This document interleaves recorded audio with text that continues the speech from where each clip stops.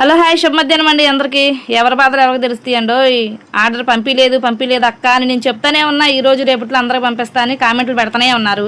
మరి 10 బాక్సులు రిటర్న్ వచ్చినాయి. నేను ఆర్డర్ పెట్టుకున్న వాళ్ళందరికీ చెప్తానే ఉన్నా, మీకు నేను బాక్స్ ప్యాకింగ్ చేసి మీకు పంపించే రోజు ఫోటో పెడతాను. నేను ఆ రోజు నుంచి 2-3 డేస్లో మీకు ప్రోడక్ట్ మీ దగ్గరకు వచ్చింది అని. ఫోన్ లిఫ్ట్ చేయరంట, ఫోన్లు కలవు. డిటీడీసీ కొరియర్ వాళ్ళేమో ఒకసారి 2 సార్లు కాల్ చేసి వదిలేస్తారు. మళ్ళీ అవి మనకి రిటర్న్ పెడితే రిటర్న్ రావడానికి 10 డేస్ పట్టిద్ది అనమాట. అవి 15, ఇవి 10 మొత్తం కలిపి 20-15 డేస్ అవుతుంది కదా.